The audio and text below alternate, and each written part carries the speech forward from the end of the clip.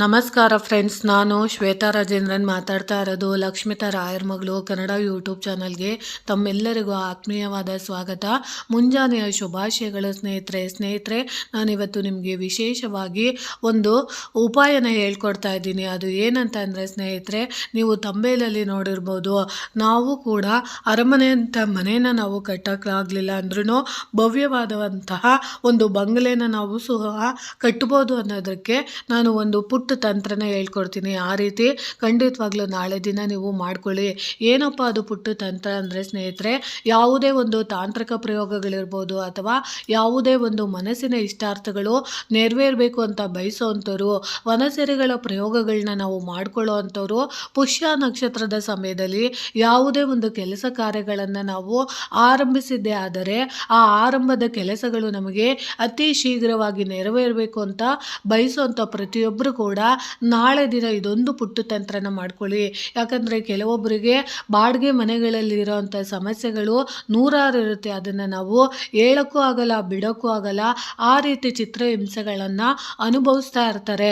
ಅಂಥವರು ಖಂಡಿತವಾಗ್ಲೂ ನಾಳೆ ದಿನ ನಮ್ಮ ರಾಯರ ಹೆಸರಲ್ಲಿ ವಿಶೇಷವಾಗಿ ಗುರುರಾಯರ ಪ್ರಾರ್ಥನೆ ಮಾಡಿ, ಗುರುಗಳ ಮುಖಾಂತರ ನೀವು ನಾಳೆ ದಿನ ಇದನ್ನು ನೀವು ಮಾಡಿಕೊಂಡಿದ್ದೆ ಆದರೆ ಖಂಡಿತವಾಗ್ಲೂ ಯಾವತ್ತೋ ಒಂದು ದಿನ ನಮ್ಮ ಕನಸಿನ ಅರಮನೆ ಖಂಡಿತವಾಗ್ಲೂ ನಾವು ಕಟ್ಬೋದು.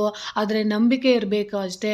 ನಂಬಿಕೆಯಿಂದ ಮಾಡಿದಂಥ ಕೆಲಸ ಯಾವತ್ತೂ ನಮಗೆ ಸೋಲೋದಕ್ಕೆ ಬಿಡೋದಿಲ್ಲ. ಆ ಒಂದು ಉದ್ದೇಶಕ್ಕೋಸ್ಕರ ನಾನು ನಿಮಗೆ ತಿಳಿಸ್ಕೊಡ್ತಿದ್ದೀನಿ. ನಾಳೆ ದಿನವೇ ಮಾಡ್ಕೊಬೇಕು. ಯಾಕಂದರೆ ಒಂದು ಪುಷ್ಯ ನಕ್ಷತ್ರದ ಸಮಯದಲ್ಲಿ ನಾವು ಹೇಳ್ಕೊಡೋ ಅಂಥ ಸಮಯದಲ್ಲಿ ಆ ಸಮಯದಲ್ಲಿ ಮಾಡಿದಾಗ ಮಾತ್ರ ಆ ಅನುಷ್ಠಾನಗಳಿಗೆ ಅದರದೇ ಆದ ಒಂದು ತರಂಗಗಳ ಶಕ್ತಿ ತುಂಬಿರುತ್ತೆ. ಆ ತರಂಗಗಳಿಂದ ನಾವು ಅಂದ್ಕೊಂಡಿರೋಂಥ ಕೆಲಸ ಕಾರ್ಯಗಳು ಆಗೋದಕ್ಕೆ ಸಹಾಯಕ ಮಾಡುತ್ತೆ. ಏನಪ್ಪ ಮಾಡಬೇಕು ಅಂದರೆ ಸ್ನೇಹಿತರೆ, ನಾಳೆ ದಿನ ನೀವು ಬೆಳಗಿನ ಜಾವ ಎದ್ದಾಗ ಪೂಜೆ ಗೀಜೆ ಎಲ್ಲ ಮಾಡಿದ ನಂತರ ನಿಮ್ಮ ಮನೆಯ ಸುತ್ತಮುತ್ತ ಯಾವುದೇ ಒಂದು ಬಿಲ್ಡಿಂಗ್ ಕಾಂಟ್ರಾಕ್ಟು ಅಥವಾ ಕೆಲಸ ನಡೀತಾ ಇದೆ, ಕನ್ಸ್ಟ್ರಕ್ಷನ್ ನಡೀತಾ ಇದೆ ಅನ್ನುವಾಗ ಅಲ್ಲಿ ಹೋಗಿ ಒಂದು ಇಟ್ಟಿಗೆನ ನೀವು ತಗೊಬೇಕಾಗುತ್ತೆ. ಆ ಇಟ್ಟಿಗೆನ ನೀವು ತಗೊಂಬಂದು ಬೇಕಾದರೆ ನೀವು ಯಾರಾದರೂ ಅಲ್ಲಿ ಬಿಲ್ಡಿಂಗ್ ಕೆಲಸ ಮಾಡ್ತಾ ಇರುವಂತಹ ಯಾರಾದರೂ ಒಬ್ಬರು ಆ ಮನೆಯ ಓನರ್ ಇರ್ಬೋದು, ಯಾರೋ ಇದ್ದರೆ ಅವ್ರಿಗೆ ಹೇಳ್ಬಿಟ್ಟು ನೀವು ಬೇಕಾದರೆ ಒಂದು 10 ರೂಪಾಯಿ ಅವರಿಗೆ ಕೊಟ್ಬಿಟ್ಟೆ ಬೇಕಾದ್ರೆ ಖರೀದಿ ಮಾಡಿ. 10 ರೂಪಾಯಿ ಕೊಟ್ಟು ನೀವು ಅಥವಾ ಒಂದು 8 ರೂಪಾಯಿ ಕೊಟ್ಟು ನೀವು ಒಂದು ಇಟ್ಟಿಗೆನ ನೀವು ಖರೀದಿ ಮಾಡಿ ಮನೆಗೆ ತರ್ಬೋದು. ಆ ಮನೆಗೆ ತಂದಂಥ ಇಟ್ಟಿಗೆನ ನೀವು ಏನು ಮಾಡಬೇಕು ಅಂದರೆ ಸ್ವಲ್ಪ ನೀರಿನಿಂದ ತೊಳೆದು ಗಂಜಲ ಸ್ವಲ್ಪ ಹಾಲನ್ನೆಲ್ಲ ಹಾಕಿ ತೊಳೆದ ನಂತರ ಅದು ಸ್ವಲ್ಪ ಇಟ್ಟಿಗೆ ಒಣಗಿದ ನಂತರ ನೀವು ಅದಕ್ಕೆ ಒಂದು ಹಳದಿ ಬಟ್ಟೆನ ನೀವು ಸುತ್ತೋದಕ್ಕಿಂತ ಮುಂಚೆ ಅದರ ಮೇಲೆ ಆ ಇಟ್ಟಿಗೆ ಮೇಲೆ ನೀವು ವಿಶೇಷವಾಗಿ ಒಂದು ತಾಮ್ರದ ತಗಡನ್ನು ನೀವು ತಗೊಬೇಕಾಗುತ್ತೆ. ಆ ತಾಮ್ರದ ತಗಡಿನ ಮೇಲೆ ನೀವು ನಿಮ್ಮ ಇಷ್ಟವಾದದ್ದು, ನಿಮ್ಮ ಮನೆಗೆ ನೀವು ಯಾವ ಹೆಸರನ್ನು ನೀವು ಇಡಬೇಕು ಅಂತ ನಿಮಗೆ ಇಷ್ಟ ಆಗುತ್ತೋ ಆ ಹೆಸರನ್ನು ನೀವು ತಾಮ್ರದ ತಗಡ ಮೇಲೆ ನೀವು ಬರಿಬೋದು. ಅಕಸ್ಮಾತ್ ನಿಮಗೆ ತಾಮ್ರದ ತಗಡಿನ ಮೇಲೆ ನಿಮಗೆ ಬರೆಯೋದಕ್ಕೆ ತಾಮ್ರದ ತಗಡು ಸಿಗ್ತಾ ಇಲ್ಲ ಅಂತ ಅಂದರೆ ನೀವು ವಿಶೇಷವಾಗಿ ಆ ಇಟ್ಟಿಗೆ ಒಣಗಿದ ಮೇಲೆ ನೀವು ನಿಮ್ಮ ಮನೆಗೆ ನೀವು ಯಾವ ಹೆಸರನ್ನು ಇಡಬೇಕು. ಈಗ ನೋಡಿ, ನಾನು ಅದರ ಮೇಲೆ ಶ್ರೀ ರಾಘವೇಂದ್ರ ನಿಲಯ ಅಂತ ಇಟ್ಟಿದ್ದೀನಿ. ಆ ಇಟ್ಟಿಗೆ ಮೇಲೆ ನಾನು ಬರೆದಿದ್ದೀನಿ. ಅದನ್ನು ನಾನು ಒಂದು ತಾಮ್ರದ ತಗಡಿನ ಮೇಲೆ ಬರೆದು ಅಥವಾ ಅದನ್ನು ನೀವು ಆ ಇಟ್ಟಿಗೆ ಒಣಗಿರೋ ಅಂಥ ಇಟ್ಟಿಗೆ ಮೇಲೆ ನೀವು ಒಂದು ಪೆನ್ನಿನ ಮುಖಾಂತರ ಇರ್ಬೋದು ಅಥವಾ ಒಂದು ಮಾರ್ಕರ್ ಪೆನ್ನಿಂದ ಇರ್ಬೋದು, ಅದರ ಮೇಲೆ ನೀವು ರೆಡ್ ಕಲರ್ ಮಾರ್ಕರ್ ಪೆನ್ನಿಂದ ನಿಮ್ಮ ಕನಸಿನ ಮನೆಯ ಹೆಸರನ್ನು ನೀವು ಆ ಇಟ್ಟಿಗೆ ಮೇಲೆ ನೀವು ಬರೆದು ಅದನ್ನು ನೀವು ಏನು ಮಾಡಬೇಕು ಅಂದರೆ ಸ್ನೇಹಿತರೆ, ಒಂದು ಹಳದಿ ಬಟ್ಟೆನ ನೀವು ಸುತ್ತಿ ಅದರ ಮೇಲೆ ನೀವು ಹಳದಿಯ ದಾರದಿಂದ ಅದನ್ನೆಲ್ಲ ಸಂಪೂರ್ಣವಾಗಿ ಸುತ್ತಿ ಅದನ್ನು ನೀವು ಯಾವುದೇ ಒಂದು ದೇವಸ್ಥಾನ ಇರ್ಬೋದು, ಅದರಲ್ಲೂ ನೀವು ರಾಯರ ಮಠಗಳಿಗೆ ತಗೊಂಡೋಗಿ ಕೊಟ್ಟು ಪೂಜೆನ ಮಾಡಿಸ್ಬೋದು, ಸಂಕಲ್ಪ ಮಾಡಿಸ್ಬೋದು. ನೋಡಿ, ನಾನು ಮನೆಯನ್ನು ಕಟ್ಟಬೇಕು ಅಂತ ಆಸೆ ಇಟ್ಕೊಂಡಿದ್ದೀನಿ. ಆ ಕಟ್ಟೋ ಅಂಥ ಮನೆ ಆದಷ್ಟು ಬೇಗ ನಾವು ಒಂದು ಸ್ವಂತ ಮನೆ ಮಾಡೋದಕ್ಕೋಸ್ಕರ ರಾಯರ ಹತ್ರ ನಾನು ಇವತ್ತು ಸಂಕಲ್ಪ ಮಾಡ್ಕೊಂಡು ಹೋಗ್ತಾ ಇದ್ದೀನಿ ಅಂತ ಹೇಳಿ ನೀವು ಅರ್ಚಕರ ಹತ್ರ ಹೇಳಿ ನೀವು ಸಂಕಲ್ಪನ ಮಾಡಿಸ್ಬೋದು. ಇಟ್ಟಿಗೆ ಇಟ್ಟು ಪೂಜೆ ಮಾಡಿಸಿ ನೀವು ಅವರು ವಿಶೇಷವಾಗಿ ಅಕಸ್ಮಾತು ನಿಮಗೆ ಬಟ್ಟೆ ಕಟ್ಟಕ್ಕಾಗಿಲ್ಲ ಅಂದರೆ ನೀವು ಈ ರೀತಿನೂ ಕೂಡ ಮಾಡ್ಬೋದು.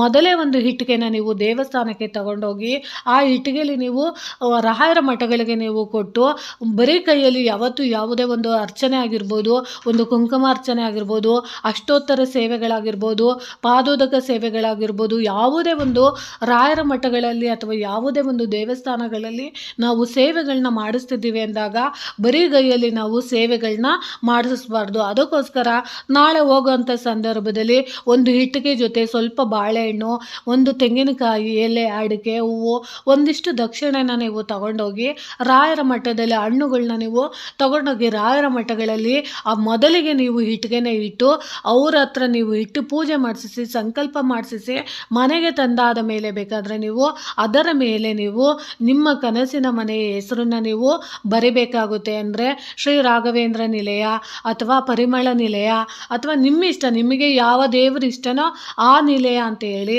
ಆ ಇಟ್ಟಿಗೆ ಮೇಲೆ ಹೆಸರನ್ನ ನೀವು ಬರೆದು ಒಂದು ಹಳದಿ ಬಟ್ಟೆನ ನೀವು ಅದಕ್ಕೆ ಸುತ್ತಿ ಅದರ ಮೇಲೆ ನೀವು ಒಂದು ಹಳದಿಯ ದಾರದಿಂದ ಇಟ್ಟಿಗೆಯನ್ನು ನೀವು ಪೂರ್ತಿಯಾಗಿ ಸುತ್ತಬಿಟ್ಟು ತದನಂತರ ನೀವು ರಾಯರ ಫೋಟೋ ಮುಂದೆ ಅಥವಾ ನಿಮ್ಮ ಕುಲದೇವರ ಮುಂದೆ, ನಿಮ್ಮ ಇಷ್ಟ ದೈವದ ಮುಂದೆ ಅಥವಾ ನಿಮಗೆ ಯಾವ ದೇವರು ನಿಮಗೆ ತುಂಬ ಖುಷಿ ಕೊಡುತ್ತೆ ಪೂಜೆ ಮಾಡಿದ್ರೆ ಅಂಥ ದೇವರ ಮುಂದೆ ಒಂದು ತಾಮ್ರದ ತಟ್ಟೆಯ ಮೇಲೆ ಆ ಇಟ್ಟಿಗೆನ ಇಟ್ಟು ಅದರ ಮೇಲೆ ಮಂತ್ರಾಕ್ಷತೆ ಹಾಕಿ ಕೆಂಪು ಹೂವುಗಳಿಂದ ಅಥವಾ ಹಳದಿ ಹೂವುಗಳಿಂದ ಅದನ್ನು ಪೂಜೆ ಮಾಡಿ ಅದನ್ನು ನೀವು ಕೇಳ್ಕೊಬೇಕು ಗುರುರಾಯರ ಹತ್ರ.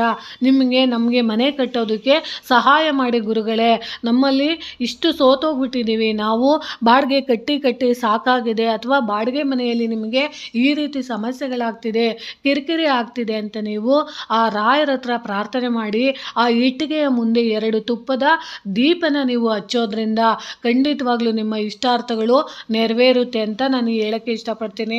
ತುಂಬ ಸರಳವಾದುದು, ಆದರೆ ನಂಬಿಕೆಯಿಂದ ಮಾಡಿದಾಗ ಮಾತ್ರ ನಾವು ಖಂಡಿತವಾಗ್ಲೂ ಆ ಇಷ್ಟಾರ್ಥಗಳನ್ನ ನೆರವೇರಿಸ್ಕೊಳ್ಳೋದಕ್ಕೆ ಗುರುರಾಯರು ನಿಮಗೆ ಸಹಾಯ ಮಾಡ್ತಾರೆ. ಹಾಗಂತ ಹೇಳಿ ನಾನು ರಾಯರದ್ದು ಹೇಳ್ತೀನಿ ಅಂದರೆ, ಯಾವುದೇ ಒಂದು ಕೆಲಸ ಕಾರ್ಯಗಳನ್ನು ನಾವು ಮಾಡುವಾಗ ಗುರುಗಳ ಆಶೀರ್ವಾದದ ಜೊತೆಯಾಗಿ ಮಾಡಿದಾಗ ನಮಗೆ ಗುರುಗಳ ಅನುಗ್ರಹದ ಕಾರುಣ್ಯ ತುಂಬ ಚೆನ್ನಾಗಿ ಕೆಲಸ ಮಾಡುತ್ತೆ.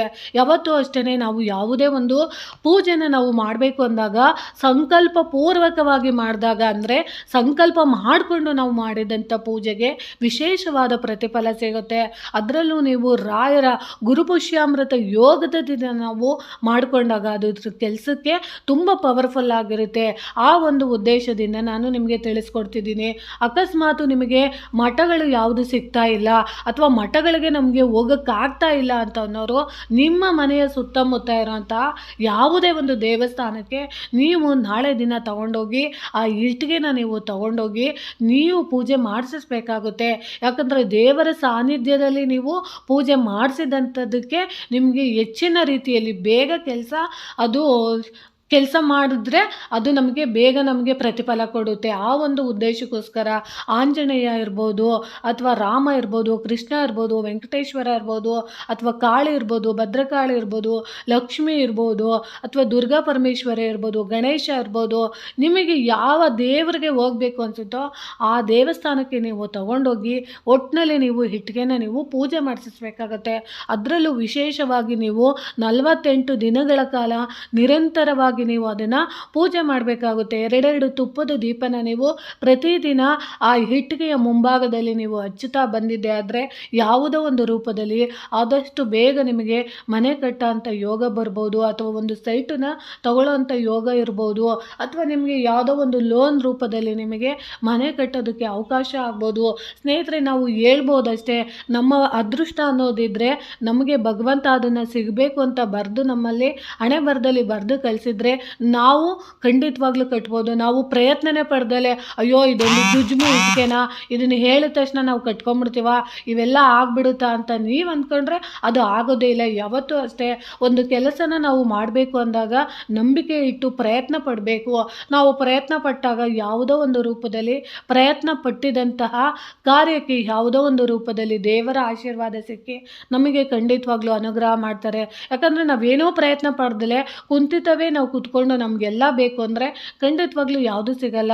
ಪ್ರಯತ್ನ ಅನ್ನೋದು ಮನುಷ್ಯ ಆಗಿ ಹುಟ್ಟಿದ ಮೇಲೆ ಒಂದೊಂದು ನಾವು ಪ್ರಯತ್ನ ಪಡ್ತಾ ಇರಬೇಕು. ಯಾಕಂದರೆ ಒಂದೊಂದು ಪ್ರಯತ್ನನ ನಾವು ಪಟ್ಟಾಗ ಯಾವುದೋ ಒಂದು ಪ್ರಯತ್ನ ನಮಗೆ ಸಫಲವಾಗಿ ಯಶಸ್ಸು ಮತ್ತು ಕೀರ್ತಿ, ಜಯ ಅಥವಾ ಸುಖ ಸಂತೋಷನ ಕೊಡೋದಕ್ಕೆ ಅದು ಪೂರಕವಾಗಿ ಪ್ರಕೃತಿಯಲ್ಲಿರುವಂಥ ದೇವತೆಗಳು ನಮಗೆ ಸಹಾಯ ಮಾಡುತ್ತೆ. ಆ ಒಂದು ಉದ್ದೇಶಕ್ಕೋಸ್ಕರ ನಾನು ನಿಮಗೆ ತಿಳಿಸ್ಕೊಡ್ತಿದ್ದೀನಿ. ಖಂಡಿತವಾಗ್ಲೂ ನಾಳೆ ಇದೊಂದು ಪ್ರಯೋಗನ ಮಾಡ್ಕೊಳ್ಳಿ. ನೀವು ಯಾವ ದೇವಸ್ಥಾನ ಸಿಗುತ್ತೋ ಅಲ್ಲೇ ಮಾಡಿಸ್ಬೋದು. ಆದರೆ ನಾನು ಗುರುಗಳ ದೇವಸ್ಥಾನ ಅಂದರೆ ಮಠಕ್ಕೆ ನಾನು ಯಾಕೆ ಹೇಳಿದೆ ಅಂದರೆ, ಗುರುಪುಷ್ಯಾಮೃತ ಯೋಗದ ದಿನ ನನಗೆ ಗುರುಗಳಂದರೆ ತುಂಬ ಇಷ್ಟ. ಆ ನನ್ನ ಗುರುಗಳ ಆಶೀರ್ವಾದದ ಮುಖಾಂತರ ಯಾವುದೇ ಒಂದು ಕೆಲಸನ ಮಾಡಿದ್ರೆ ಅದು ಹೂವು ಎತ್ತಿದಷ್ಟು ಸುಲಭವಾಗಿ ಮಾಡಿಕೊಡ್ತಾರೆ ನನ್ನ ರಾಯರು. ಆ ಒಂದು ಉದ್ದೇಶಕ್ಕೋಸ್ಕರ ನಾನು ಗುರುಪುಷ್ಯಾಮೃತದ ದಿನ ನೀವು ಇದನ್ನು ಮಾಡಿಕೊಂಡ್ಲಿ ಅನ್ನೋ ಉದ್ದೇಶದಿಂದ ನಾನು ನಿಮಗೆ ತಿಳಿಸ್ಕೊಟ್ಟಿದ್ದೀನಿ. ಖಂಡಿತವಾಗ್ಲೂ ಇದನ್ನು ಮಾಡ್ಕೊಳ್ಳಿ. ಇಲ್ಲಿ ನಿಮಗೆ ಖರ್ಚಾಗೋವಂಥದ್ದು ಏನೂ ಇಲ್ಲ ಸ್ನೇಹಿತರೆ.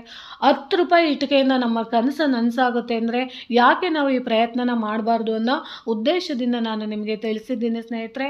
ಈ ಮಾಹಿತಿ ನಿಮಗೆ ಇಷ್ಟ ಆಗಿದೆ ಅನ್ಕೊತೀನಿ.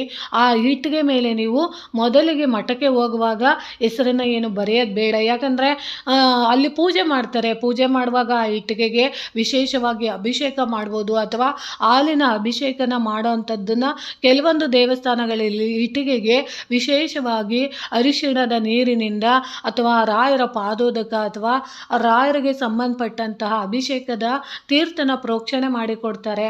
ಆ ಒಂದು ಉದ್ದೇಶಕ್ಕೋಸ್ಕರ ನಾನು ಹೇಳಿದೆ.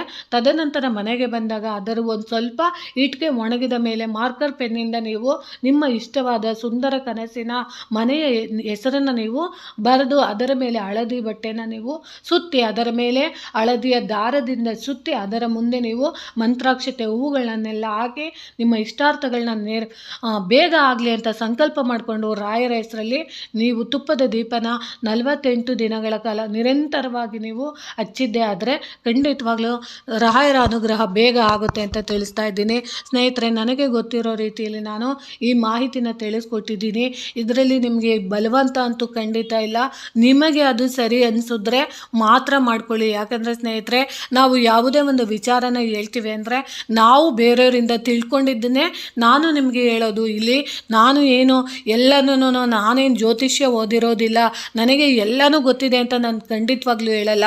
ರಾಯರ ವಿಚಾರಗಳಿರ್ಬೋದು, ರಾಯರ ಬಗ್ಗೆ ಇರ್ಬೋದು, ಯಾವುದೇ ಒಂದು ವಿಚಾರಗಳನ್ನ ನಾನು ತಿಳಿಸ್ಕೊಡ್ತೀನಿ ಅಂದರೆ ನಾನು 4 ಜನದ ಹತ್ರ ತಿಳ್ಕೊಂಡಿರೋ ಅಂಥದ್ದು ವಿಚಾರಗಳನ್ನ ನಾನು ನಿಮಗೆ ತಿಳಿಸ್ಕೊಡ್ತೀನಿ. ಅಥವಾ ನಾನು ಓದಿರೋ ಅಂಥದ್ದು ಇರ್ಬೋದು, ಅಥವಾ ನಾನು ನೋಡಿರೋ ಅಂಥದ್ದು ಇರ್ಬೋದು, ಅಥವಾ ನಾನು ಬೇರೆಯವರಿಂದ ಕಲ್ತಿರೋ ಅಂಥದ್ದಾಗಿರ್ಬೋದು. ಅದನ್ನು ನಾನು 4 ಜನಕ್ಕೆ ಹೇಳ್ಕೊಟ್ಟಾಗ ಅದರಿಂದ ಒಂದು ನನಗೆ ರಾಯರ ಸೇವೆ ಅಂತ ನಾನು ಅದನ್ನು ತಿಳ್ಕೊಂಡು ರಾಯರ ಇಚ್ಛೆ ಹಂಗೆ ನಾನು ಮಾಡ್ತಾ ಇದ್ದೀನಿ. ಇದರಲ್ಲಿ ಯಾವುದೇ ಬಲವಂತ ಇಲ್ಲ. ಇಷ್ಟ ಇದ್ದರೆ ಮಾತ್ರ ಮಾಡ್ಕೊಳ್ಳಿ, ಕಷ್ಟ ಆದರೆ ಬೇಡ ಸ್ನೇಹಿತರೆ. ಒಟ್ಟಿನಲ್ಲಿ ನಾಳೆ ದಿನ ಇದನ್ನು ನೀವು ಪ್ರಯತ್ನ ಪಟ್ಟಾಗ ಖಂಡಿತವಾಗ್ಲೂ ಇದರಿಂದ ನಿಮಗೆ ಅನುಕೂಲ ಆಗುತ್ತೆ ಅಂತ ತಿಳಿಸ್ತಾ ಇದ್ದೀನಿ. ಪ್ರೀತಿಯ ಧನ್ಯವಾದಗಳು ಸ್ನೇಹಿತರೆ.